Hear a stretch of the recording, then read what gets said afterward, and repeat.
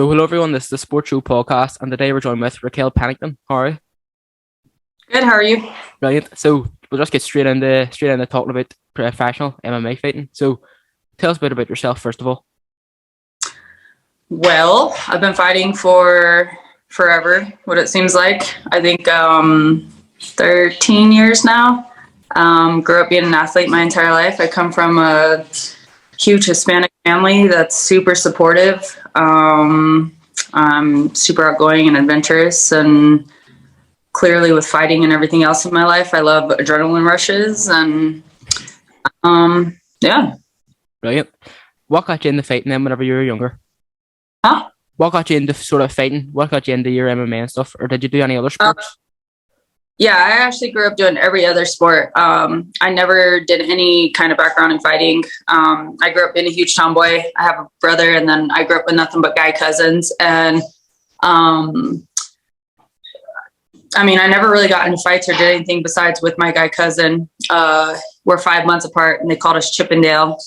But other than that, there was one point in life, I think when I was around like 12, my best friend at the time growing up, her brothers were professional boxers. Her dad was a boxer and then a boxing coach. And I went to some fights and it looked fun, but my parents told me no. And then my senior year, I actually broke my back snowboarding, so I couldn't take any of my athletic scholarships. And I took an academic scholarship to the local university here in Colorado Springs. And I was just going to school and then kind of going through rehab. And it was more of a joke when my mom and I were at the gym. We were training and just kind of getting in shape. And then, it just looked intense. And I was like, oh, I'm going to go do that. And I think she just thought it would be good to get me going again. Went in there. My first training session ever was sparring and turned out to be really good at it. So I fought my first fight 4 months later, and here I am all these years later. And did you ever expect to become so far in the professional MMA in the UFC? Did you ever expect that while you were starting fighting? I'm actually the kind of person that whatever I put my mind to, like, I'm bound and determined to go as far as I can ever go, and I don't stop until I get there. I remember when I first started fighting, probably about a year and a half into it, I made the comment that I was going to be one of the first women into the UFC, and I remember everybody laughing at me. And sure enough, I was within the top 10 women to ever sign with the UFC. So it's just been fun, like proving points and doing things, accomplishing things. But yeah, I like to set those high goals for myself and go out there and accomplish them. Yeah, brilliant. So you started you won your first ever pro fight by TKO. How was to win your professional debut? I will never forget that. I remember fighting in Wyoming, and it was like at this old grocery store, but back in the day, that's when they still allowed people to smoke inside and everything. So it was kind of set up like a bar, and you had to walk the stage, like you walk through, everybody sitting there and everybody was like smoking and drinking. And then you walk down the little path and there's the octagon. But before you got ready to walk up to all that, I remember there was exit doors and I was freaking out. And I asked my coaches if we could just leave out the exit doors. I didn't want to fight. And then we went out there, got in there. And as soon as the cage door closes, as always, the nerves disappear and then the fun begins. And I ended up TKOing her in the second round, and it was a good time. Brilliant. And as I've said before, you said before, actually, you've had a lot of fights in your career, 13 years or something, was it? So after about 4 fights in your career, you fought for your first title, the Destiny MMA World Championship, and you won. How did that feel so earlier in your career to finally win a title?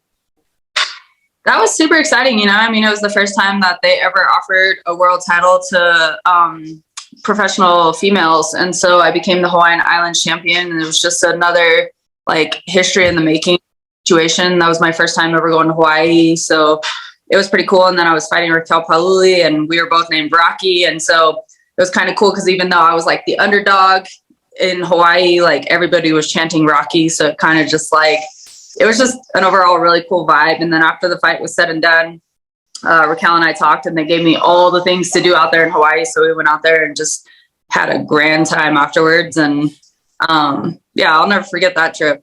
Yeah, and then as you just said there, about your nickname Rocky. Before I forget, where did that nickname come from?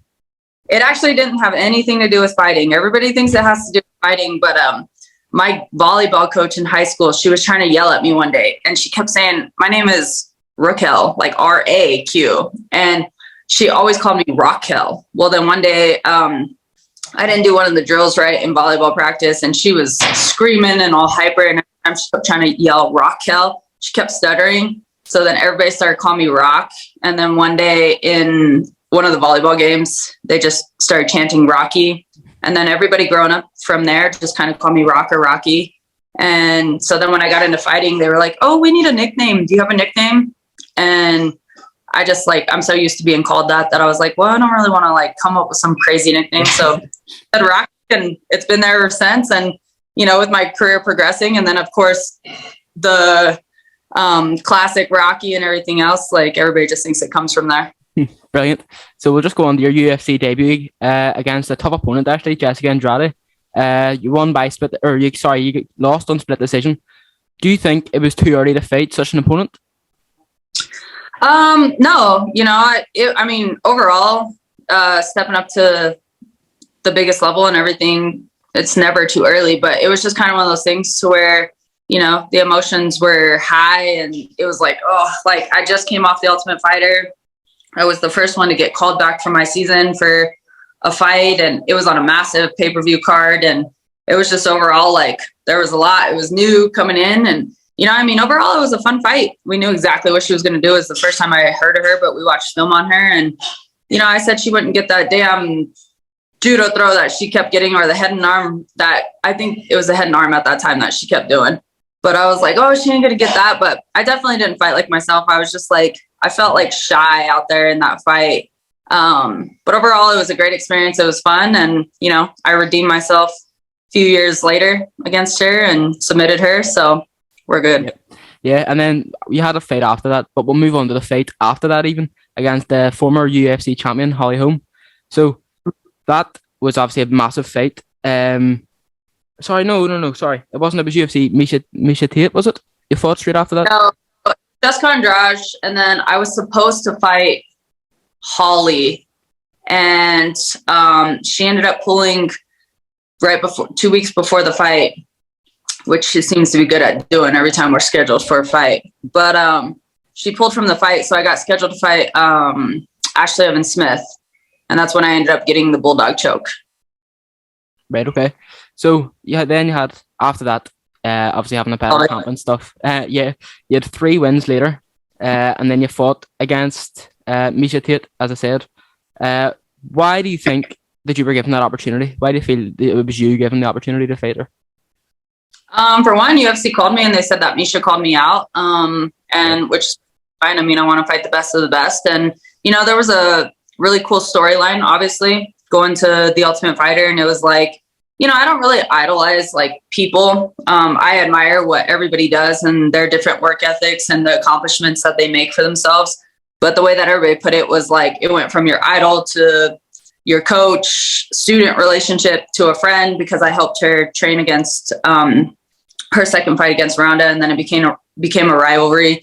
And that's when UFC was going to be the first time ever in New York. So overall, it was just a huge moment in time with everything. And, you know, I mean, I think it was bound to happen, and went out there and performed, got the win. And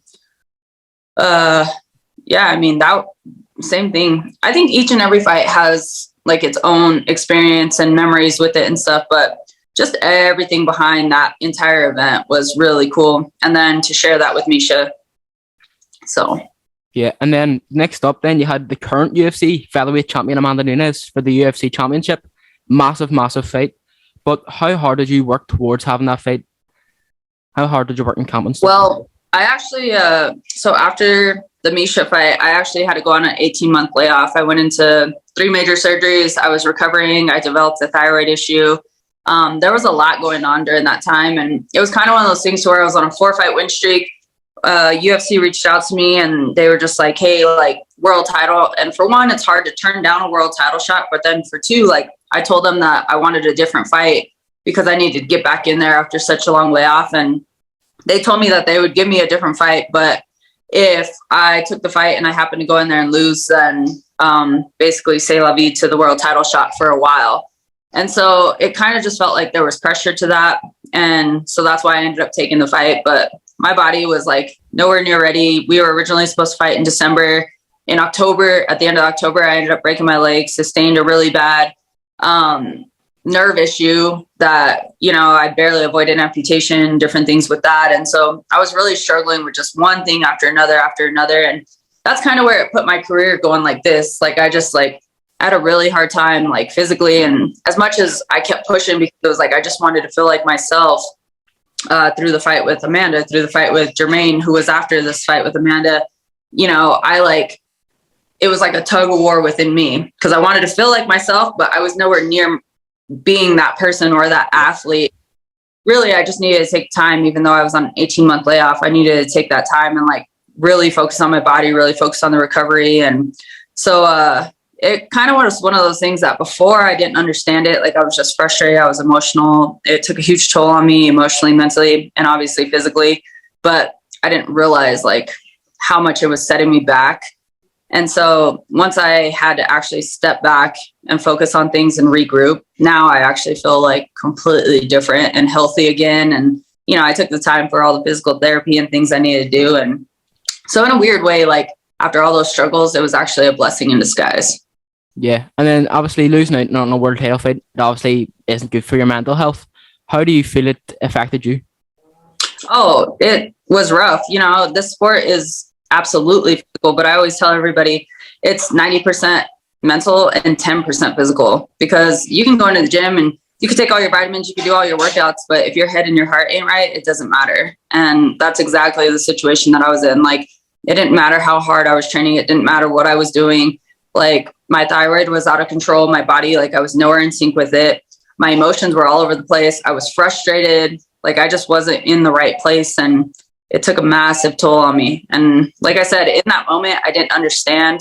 And then once I stepped back, it was just like, all right, you got to fix all these things right now. Yeah.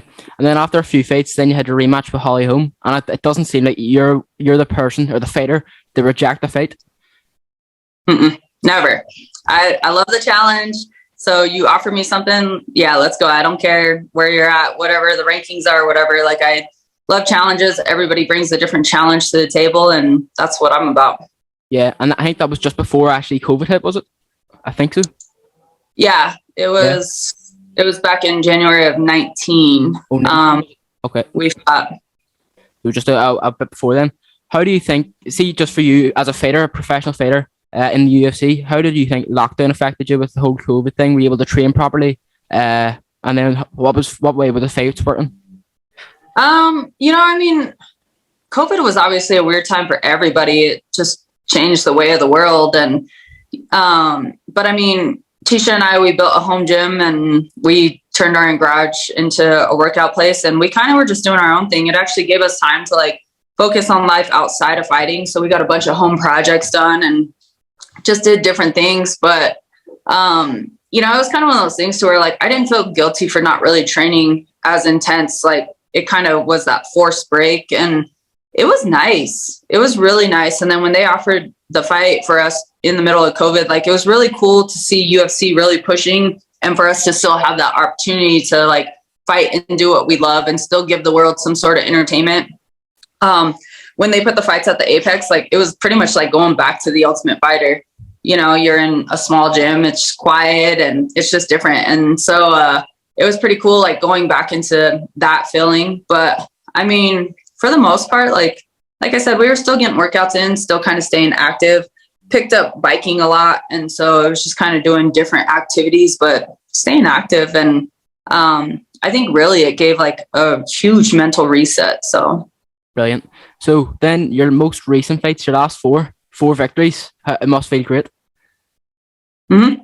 Yeah, that was really just a question. So well, it wasn't really a question. It was just sort of putting it out there. So you've won your last 4 fights.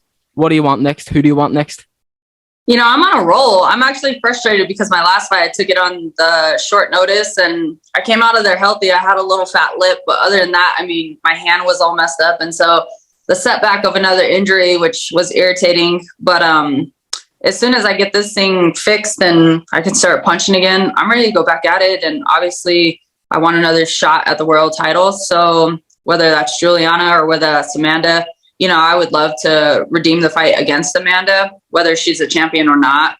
But yeah, I mean, I want to fight anybody ranked above me, and I want that world title shot. So my goal is by the end of 2022, early 2023, like I see myself fighting for a title shot. Brilliant. And I have one last question just before we go.